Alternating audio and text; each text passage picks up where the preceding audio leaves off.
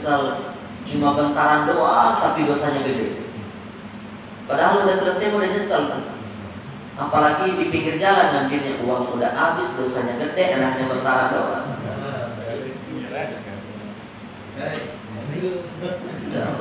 Jadi jangan sampai begitu. Ada orang yang mengatakan kalau hukum Islam ditegakkan sadis banget. Orang dibunuh, orang yang berzina musal dirajam sampai mati. Tapi kalau seandainya ini diterapkan di Indonesia, gak ada yang berani berzina, kok mikir-mikir. Wah, kalau aneh sentuhin perempuan bakal dirajam. Aneh udah punya bini, aneh udah pernah nikah nih, aneh duda nih, dirajam sampai mati. Gak bakal ada orang yang mau berzina, takut. Ngebunuh, dibunuh lagi. Ada kesempatan ngebunuh, keluarganya pasti akan larang. Ayah, pak, dek, bang, jangan kau bunuh, nanti kau dibunuh lagi. Apalagi dendanya mahal. Kata anaknya, kalau kau bunuh nih orang, pak, habis warisan saya. Mikirin warisan lagi, nggak dapat apa-apa, dendanya gede. Dipotong tangan, gua nggak bakal bisa kerja lagi, nggak bakal mau. Seandainya hukum Islam itu ditegakkan, cuma nggak ditegakkan makanya banyak. Penjara itu nggak ada yang takut, Pak.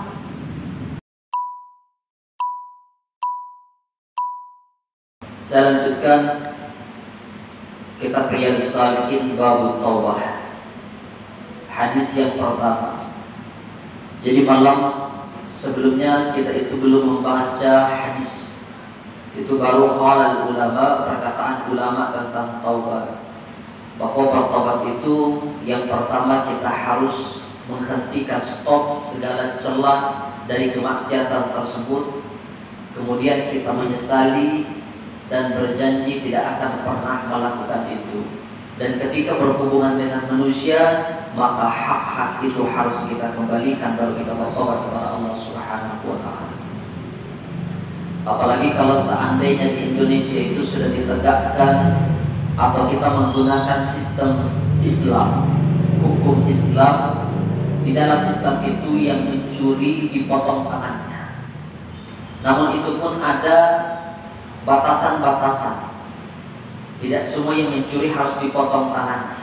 Orang yang mencuri 50.000 belum termasuk. Tapi kalau tidak salah itu batasnya kalau dihitung-hitung rupiah 150.000. Dan itu pun harus orang yang berakal. Kalau orang gila mencuri nggak dipotong. Atau ada orang yang mencuri yang jumlahnya miliaran, tapi ini orang kaya naruh perhiasannya di pinggir jalan nggak disimpan. Jadi banyak pertimbangan nanti seandainya hukum Islam pun ditegakkan. Orang yang berzina, yang muhson dirajam. Yang muhson itu orang yang berzina yang sudah menikah atau sudah pernah menikah, punya pasangan ataupun sudah duda, sudah janda, kemudian dia berzina, maka muhson itu harus dirajam, dikubur sampai lehernya, kemudian dilempar batu sampai dia mati, wafat.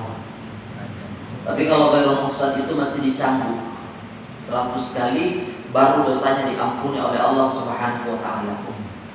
Makanya ada seorang wanita datang di hadapan Nabi. Dia mengatakan, "Ya Rasulullah, saya pernah berzina." Kemudian Nabi gak mau mendengarkan wanita ini, karena ada sahabat-sahabat yang lain yang mendengarkan. Rasul sendiri mendengarkan, malu dengan curhatan perempuan ini.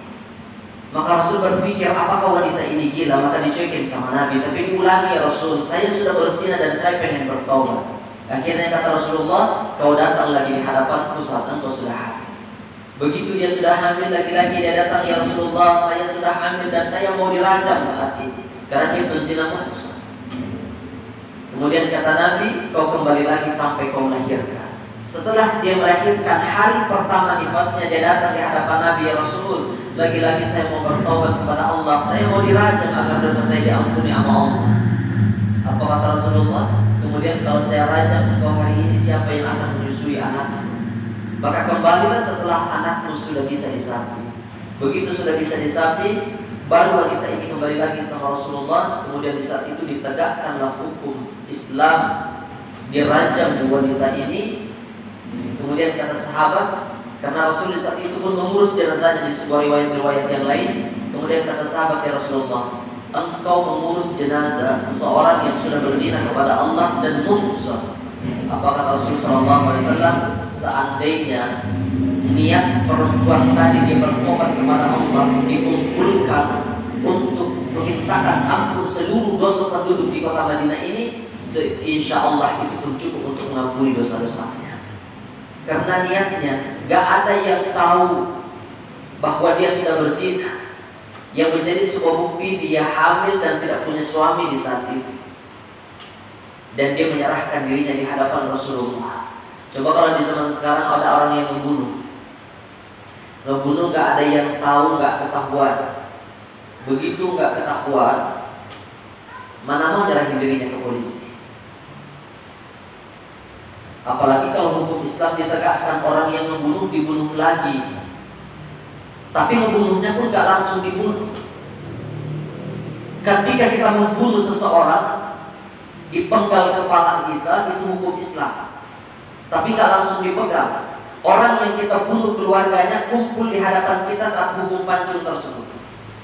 Diri di samping yang akan penggal al-gojoknya. Dia akan melangkahkan kakinya mendekati sang pembunuh, kemudian mendekati keluarga yang dibunuh. Sampai 3 kali berulang kali. Apa tujuannya? Ketika itu ada keluarga yang dibunuh, dia mengangkat tangannya, saya memaafkan dia, maka tidak terjadi hukum pancung. Tapi sampai berulang kali, batas yang ditentukan, tidak ada yang mengangkat tangannya, tidak ada yang memaafkannya, tidak ada yang memaafkannya, maka dipancung di saat itu. Itu hukum Islam kalau ditegakkan. Cuma kalau di Indonesia kita belajar Quran, belajar tafsir, belajar ulumul Quran, belajar hadis, belajar ulumul hadis, tapi hanya sekedar kita pelajari, tidak kita terapkan di dalam kehidupan kita sehari-hari. Bahkan kewajiban itu, ya ayyuhalladzina amanu kutiba alaikumul qisas, padahal jelas sebetulnya. Tapi kalaupun kita tinggal di negara Indonesia ini, setidaknya kita berusaha di dalam keluarga kita untuk menerapkan hukum-hukum syariat Allah Subhanahu wa taala. Wa an Abi Hurairah radhiyallahu anhu qala,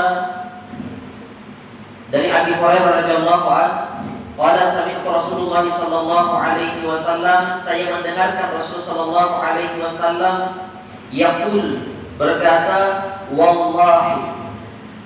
Jadi Rasul bersumpah. Kalau kita sumpahnya bahasa Indonesia, demi Allah. Wallahi billahi tallahi, kata Rasulullah, aku bersumpah demi Allah, inni la astaghfirullah wa atubu ilaihi fi yaumi akthar min 70 marrah.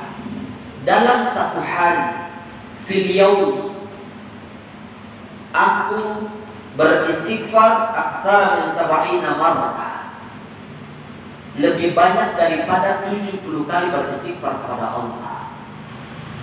Nabi yang sudah dijamin syurga, Nabi yang tidak punya dosa, paling sedikit beristighfar minimal dalam satu hari itu 70 kali. Bagaimana manusia seperti kita, yang mungkin setiap hari kita pejamkan mata kita yang sudah kita ingat dosa, baru bangun tidur yang kita langsung buka handphone, iklannya langsung yang joget-joget, udah buka orang lagi, dosa lagi. Memang itu yang dicari Bang Ferry. Bang Ferry lagi. Gak enak bercanda sama Bang Ferry misalnya. Gara-gara sering bercandain agak kurusan kayaknya. Semoga selalu diberikan kesehatan semua. Banyak dosa kalau Rasul saja 70 kali dalam sehari semalam, dalam satu hari itu, apalagi kita sebagai hamba yang banyak dosa ke Allah. Apakah Nabi gak pernah berdosa? Pernah. Nabi melakukan sebuah kesalahan, tapi bedanya Nabi sama kita, ketika dia melakukan kesalahan langsung ditegur oleh Allah melalui malaikat Jibril. Ketika lagi dengan orang kafir, dengan non-muslim, ada sahabat yang datang yang buta matanya pengen bertanya sama Nabi, tapi Nabi lebih sibuk. Makanya ini sahabat agak dicuekin. Begitu dia pergi, ditegur oleh malaikat Jibril. Ada seorang penzina yang menzinahi mayat yang pernah kita kisahkan di sini. Ketika datang di hadapan Nabi, kemudian Nabi mengatakan, terkejut Nabi mendengarkan dosa-dosa yang dia lakukan, sampai-sampai Nabi mengatakan Allah tidak mengampuni dosamu. Sampai ini pemuda lari dan dia wafat dalam darinya itu, malaikat Jibril mengatakan dosa-dosanya diampuni oleh Allah. Lagi-lagi ditegur oleh Allah. Ditegur oleh Allah melalui malaikat Jibril, ya Muhammad, itu pemuda pengen datang bertobat kepadamu, Allah pengen mengampuni dosanya, tapi kenapa kau tidak peduli dengannya? Nabi juga pernah melakukan salah, tapi begitu salah langsung ditegur oleh Allah Subhanahu wa Ta'ala. Kalau kita nggak ditegur, nanti tunggu di azab di akhirat. Rawahu Bukhari. Wa 'anil Agharr bin Yasir Musanni radhiyallahu anhu. Qala Rasulullah sallallahu alaihi wasallam, berkata Rasul sallallahu alaihi wasallam, ya ayyuhan nas. Jarang-jarang nih hadis, kalau kita tidak belajar ulumul Quran, ulumul hadis nih kita bingung. Karena katanya ya ayyuhan nas, menggunakan kata ya ayyuhan nas, wahai manusia. Tubu ilallahi wastaghfiruhu fa inni atubu fi yaumi mi'a marrah. Wahai manusia, beristighfar, meminta ampunlah kepada Allah Subhanahu wa taala fil yaumi mi'a marrah, dalam satu hari itu 100 kali. Rawahu Muslim. Jadi kita diminta oleh Rasul sallallahu alaihi wasallam, disuruh, diperintahkan untuk meminta ampun, untuk beristighfar dalam setiap hari mi'a marrah, 100 kali. Kalau Rasulullah saja istighfar minimal 70 kali sehari, jaminannya surga. Kita surga mungkin belum tentu buat kita. Ini kalau neraka kayaknya kudu. Jadi mudah-mudahan surganya kalaupun masuk bentar doang di neraka gitu kan, dicelupin bentar diangkat masuk surga.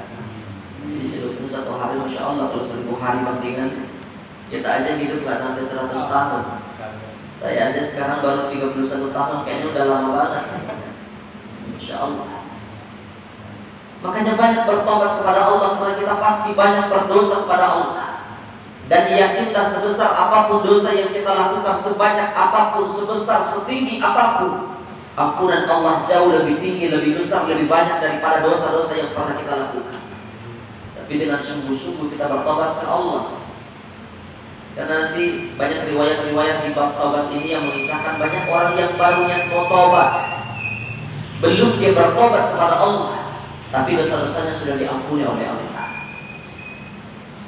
Ada seorang ulama, Jamaluddin Rubi, itu pernah menceritakan, dulu itu ada seorang pemuda namanya Nasuh.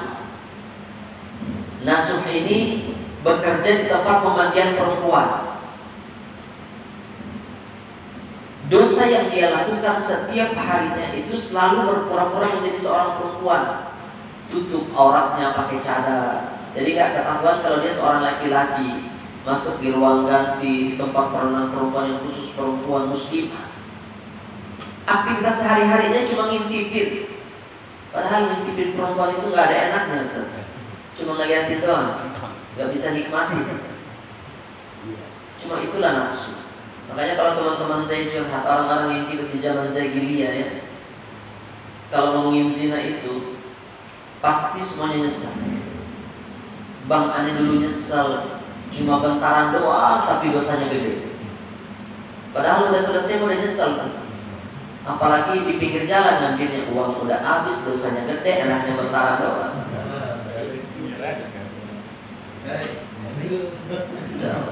Itu jangan sampai begitu.